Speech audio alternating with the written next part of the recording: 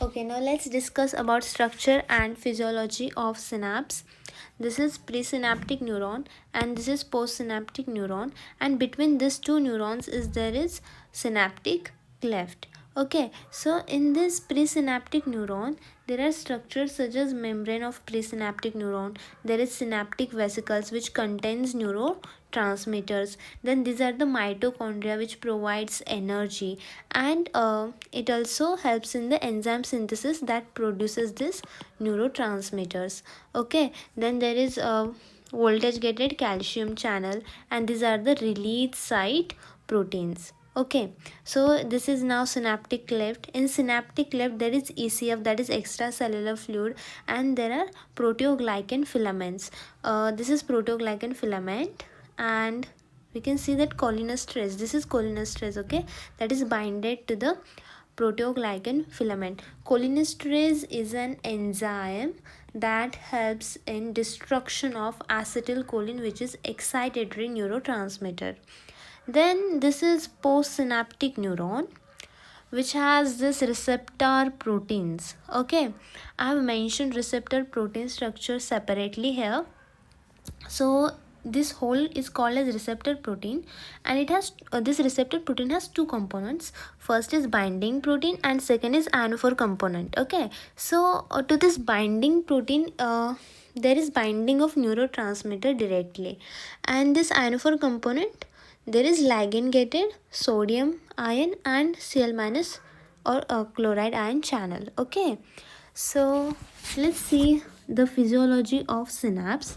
So what happens is, first impulses travel to this presynaptic neuron, which causes depolarization of presynaptic membrane.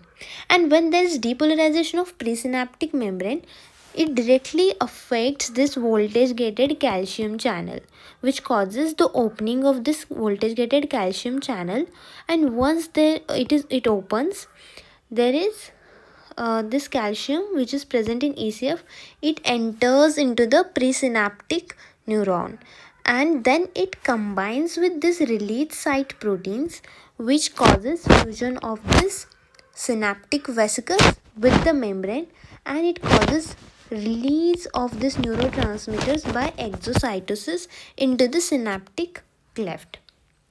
And when these neurotransmitters are released, the binding protein of this receptor protein, binding component, okay, we'll mention it as binding component. This binding component of receptor protein binds with neurotransmitter that is present in synaptic cleft, which causes opening of this sodium channels or chloride channels. Sodium channels will open when this neurotransmitter is excitatory neurotransmitter, and Cl minus or chloride ion channel will open when the neurotransmitter is inhibitory neurotransmitter, right? So let's consider this neurotransmitter is ACH, that is acetylcholine. So there is opening of sodium ion channels. Then this sodium ion, once these channels are open, now what will happen? The sodium that is present in the synaptic cleft will enter into the postsynaptic channel, and it causes decrease in intracellular negativity, of course, because sodium is a positive ion. Once it enters into the postsynaptic neuron, there will be decrease in intracellular negativity, and that decrease in intracellular negativity is called as EPSP. EPSP is excitatory postsynaptic potential. And what is the feature of this EPSP is that it is graded and transient. Now what does it mean by graded potential? Graded potential is a localized potential that varies in magnitude depending on strength of stimulus, and transient potential is a short-lived and it changes rapidly. This graded potential and transient potential both are characteristics of EPSP. Okay, and one more point is that amount of neurotransmitter that is released, okay, amount of neurotransmitter released is directly proportional to calcium influx. Okay, so now what happens, then EPSP is produced. When this EPSP is produced again and again, there is summation of EPSP. Okay, summation of EPSP, which finally reaches to its threshold value. And what is threshold value? It is minus 55 millivolt.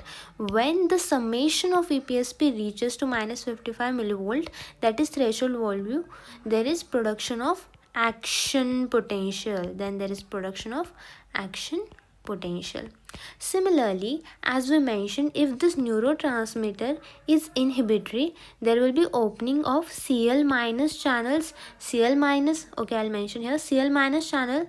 Then Cl minus will enter into the postsynaptic neuron, but then Cl minus is a negative ion. When it enters into the postsynaptic neuron, there will be increase in intracellular negativity. And when intracellular negativity will increase, then there will be production of IPSP, that is inhibitory postsynaptic potential.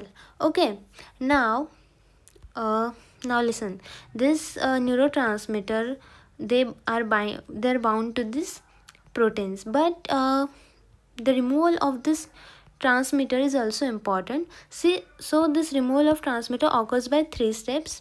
That is, first is diffusion into ECF. This neurotransmitter, they are diffused from this protein directly into ECF, or they are destroyed by this such some enzymes such as cholinesterase, okay, which is bounded to proteoglycan filament. Okay, so this is second method, and third method is direct absorption of this neurotransmitter into the presynaptic neuron.